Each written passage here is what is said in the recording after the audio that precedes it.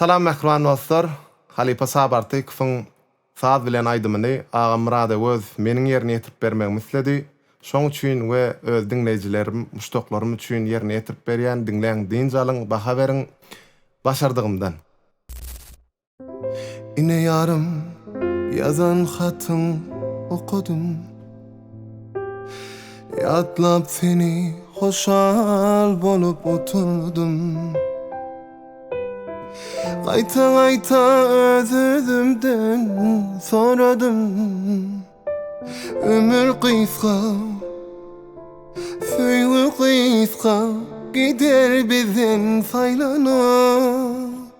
Şonno lelem, şonno ýarym, şonno lelem ýatlaň meni saz bilen. Gözüňe ýaş alma leylim ne bilin. Kara yerler alar meni, cennet jaya salar meni. Sen ağlama pikir eyle, oýlanyp.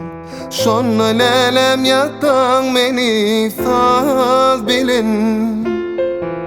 Gözüňe ýaş alma leylim ne bilin.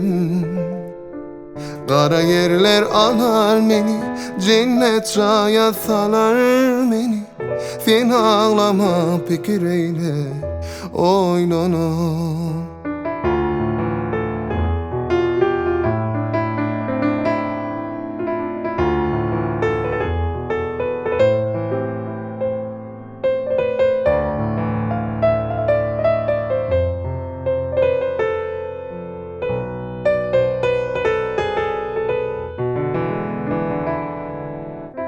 Mukamlarmyň biri bolsun aýranam.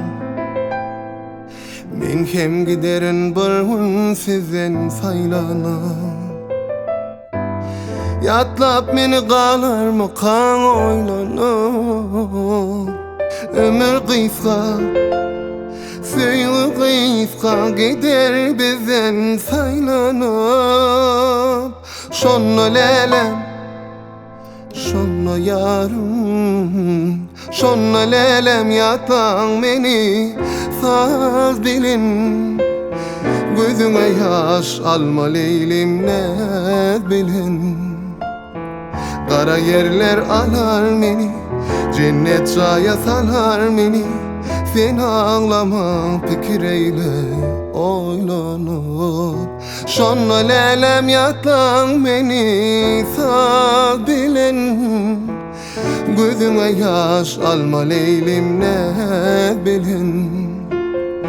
Kara yerler alar meni, cennet jaya salar meni. Sen ağlama pikir eyle, oýlanyp. Şonno lelem. Yine haysaydym meniň ýerine ýetirip bermegi misleýäňiz tesirlerde bellep geçin.